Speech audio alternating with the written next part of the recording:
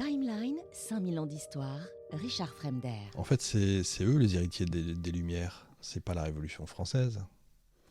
Là, je vais peut-être un peu loin, mais...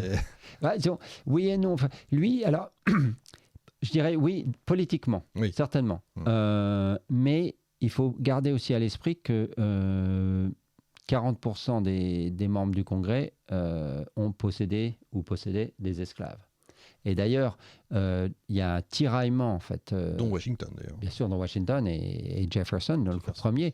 Celui qui écrit « Tous les hommes sont créés égaux » possède des esclaves. Et donc, pour lui, c'est un déchirement.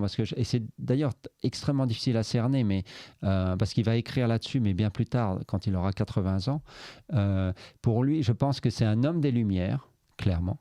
Mais en même temps, il n'a pas le courage d'aller jusqu'au bout. C'est-à-dire que pour lui, il va dire... Très bien, nous sommes tous créés égaux, mais l'histoire fait que certains ont une position dans la société qui est telle que, et lui, l'esclavage, il en dépend, il en vit, il possède au moins une centaine d'esclaves quand il rédige la déclaration, et peut-être aurait-il aimé vivre dans un autre monde, un monde meilleur, mais lui ne va rien faire pour créer ce monde, justement. Une utopie.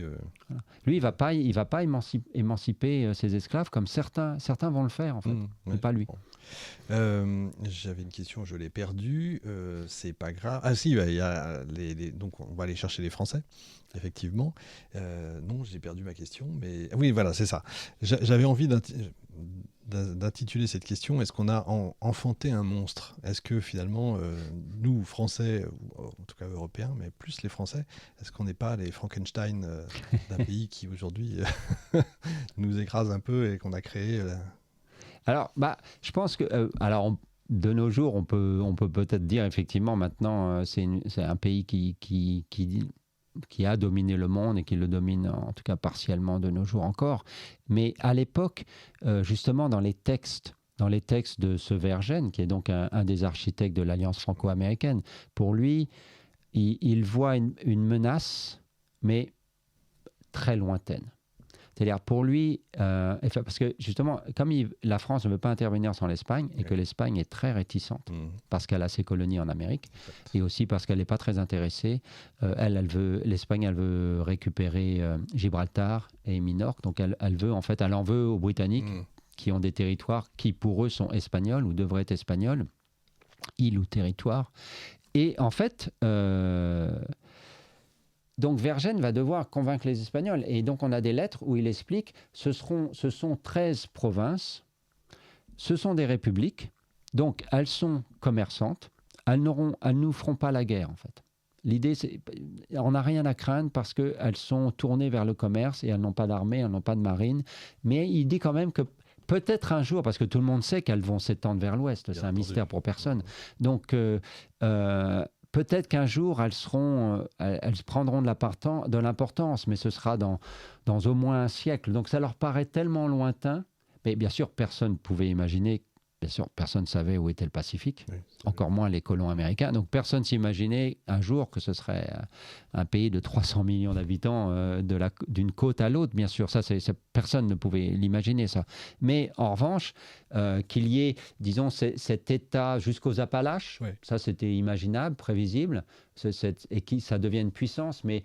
La France, à l'époque, a 20 millions d'habitants, les colonies 2. Donc, même si elles ont une démographie soutenue, ça prendra du temps. Ouais, le pape, combien de divisions? C'est un peu la question, effectivement.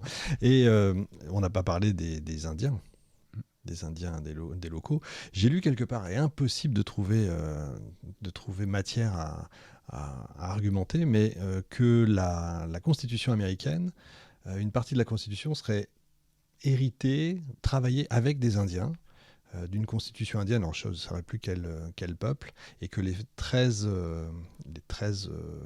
comment on appelle ça, ce qu'il y a dans les serres de l'aigle américain, les flèches, voilà, c'est ça, les flèches, il y aurait une flèche brisée qui serait, au départ en tout cas, le premier saut, qui serait celle des Indiens. Vous avez vu ça ou... Alors, oui, effectivement. Alors, il y a beaucoup de choses à dire. La première, c'est que, pour vous répondre spécifiquement à cette question d'inspiration institutionnelle, il y avait les Iroquois qui avaient une ligue de 6 nations.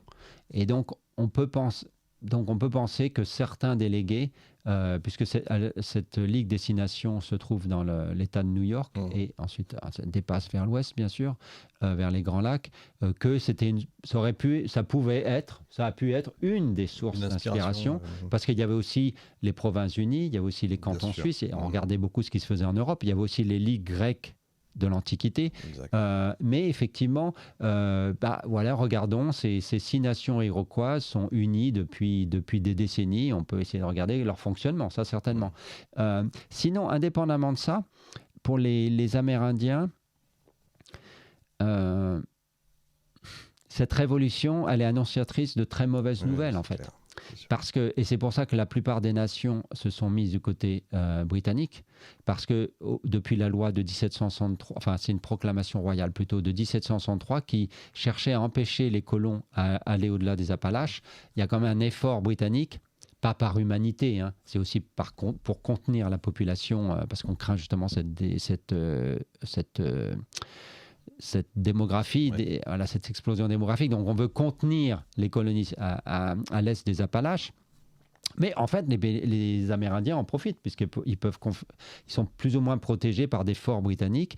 Et surtout, les colons sont contenus, donc, comme je disais, à l'est des Appalaches. Donc en fait, pendant le conflit, les Amérindiens, certaines nations vont essayer de rester neutres à l'écart, mais c'est absolument impossible. Ils vont être entraînés dans le conflit.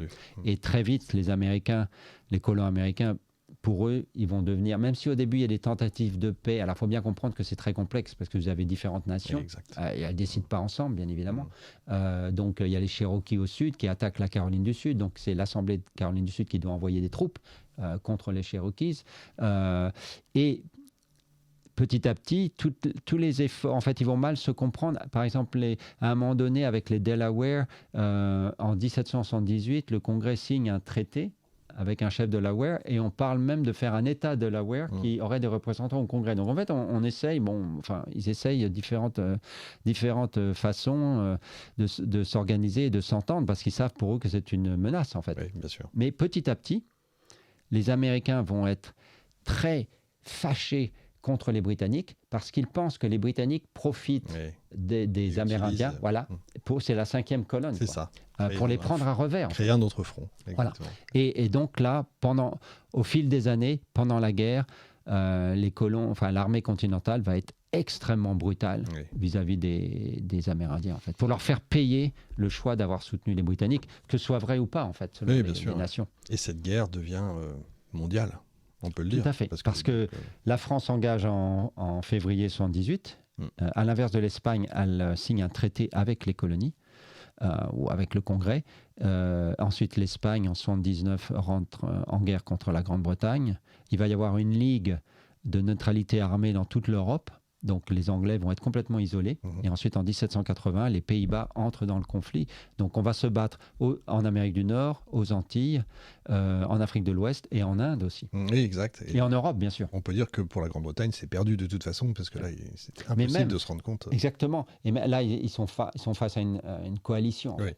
Et disons... Ça, c'est très important, parce qu'on est un peu déformé, parce que comme on voit ce conflit comme la naissance des États-Unis, donc on attache beaucoup d'importance à la bataille de Yorktown en septembre-octobre 81, et qui scelle l'indépendance des États-Unis, clairement. Mais je pense qu'il faut bien comprendre qu'à partir de 1780, une fois qu'ils se battent contre les Espagnols et les Français alliés, c'est quand même 2 puissances, hein. L'idée, c'est de sauver l'Empire. Et je pense que 81, les Anglais doivent se dire, très bien, ils ne le disent pas, mais ils se le disent entre eux, on va probablement perdre les 13 colonies, parce qu'ils s'aperçoivent qu'on ne peut pas à la fois se battre en Inde, aux Antilles, et en plus réprimer une rébellion en Amérique du Nord. Donc on va les laisser partir, même si bien sûr ils font tout pour l'éviter, mais enfin bon, ils pensent que à la longue, ça sera inévitable. Par contre, il faut sauver l'Empire. Il faut sauver les îles à sucre, il faut sauver l'Inde, il faut sauver les comptoirs pour la traite, donc sauver Gibraltar. Il faut, tant pis, on ne pourra pas tout garder. Ils font très bien finalement. Mais oui. Est-ce qu'on peut dire que sans la France, les États-Unis auraient gagné ? Alors c'est une question difficile. Je pense que clairement, ils n'auraient pas gagné si vite. D'accord. Mais peut-être qu'il n'aurait ni gagné ni perdu. On peut imaginer... Enfin, je ne veux pas sous-estimer l'apport de la France, parce qu'il est clairement décisif. Oui, okay. Ça, c'est absolument... c'est clair et net. On a envoyé une marine, on a envoyé un corps expéditionnaire, on a prêté beaucoup d'argent au Congrès, on a envoyé des uniformes, des ingénieurs, on les a formés, en fait. On les a aidés à créer une armée, donc on ne peut pas en douter. En revanche, on peut penser que sans la France... est-ce que les Anglais auraient réussi à réprimer la rébellion ? Il y a peu de chance, en fait. Oui, c'est ça. Peut-être, mais ça aurait pris énormément de temps. Et peut-être que la Grande-Bretagne serait sortie exsangue de peut-être 15 ans de guerre, en fait. Oui, c'est logique. Les guerres peuvent, surtout à l'époque, les guerres peuvent durer très longtemps, en fait. Et donc, peut-être qu'à un moment donné, de guerre lasse, ils auraient négocié une indépendance. On en fait trop avec Lafayette, ou est-ce qu'il a une réelle importance ? Parce que là-bas, c'est un héros quasi national. Hein. Et oui, alors Lafayette, il a un rôle un peu particulier dans le sens où, je dirais pour deux raisons. La première, c'est qu'il est parti avant que la France s'engage, puisqu'il il propose ses services au Congrès en décembre 1976, hein, donc la France s'engage qu'en février 1978. Il est jeune, il est riche, il fait partie d'une très très grande famille française, et il va avoir une relation étroite avec Washington, mais il va être recruté par le Congrès, donc il va se battre avec les Américains, et il va prêter une partie de sa fortune pour la cause américaine.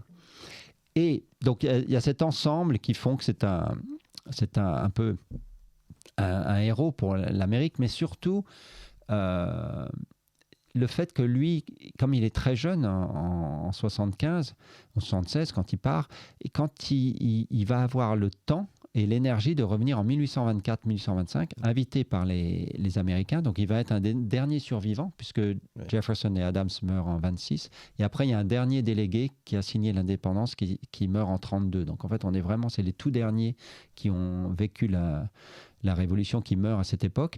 Et lui, il va faire une tournée triomphale. Il va visiter tous les États. Et c'est là que se forge le mythe Lafayette, en fait, parce qu'il va y avoir les Fayette Counties, les Lafayette College, des villes qui vont s'appeler Lafayette, parce que chaque État va accueillir le héros, en fait. Je comprends. C'est assez impressionnant, cette tournée. J'ai vu des Américains qui croyaient que les galeries Lafayette avaient quelque chose à voir. Oui, bien sûr. Il a fallu expliquer que non. Mais c'est un mot magique. C'est un mot magique aux États-Unis. Même en Californie, j'étais étonné, d'ailleurs.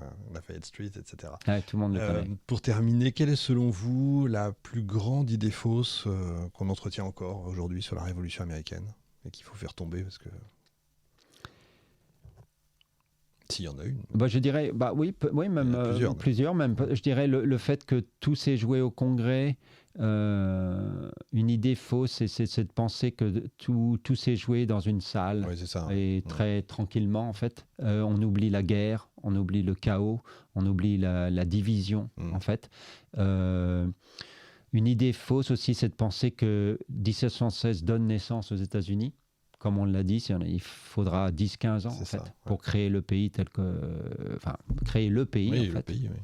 Et je pense que... Et peut-être une idée fausse, c'est de penser, surtout en France, que ce n'est pas une véritable révolution, même si on le pense moins qu'il y a 20-30 ans, dire que c'est surtout une révolte coloniale. Ouais. C'est cela, mais c'est aussi une révolution, dans le sens où, même si ça a été étouffé dans les années 1780, dans les années 1776, c'est l'année la plus radicale de la Révolution. Il y a même des constitutions rédigées en 76 qui sont très radicales. Et là, vous avez des artisans qui prennent le pouvoir, qui sont armés.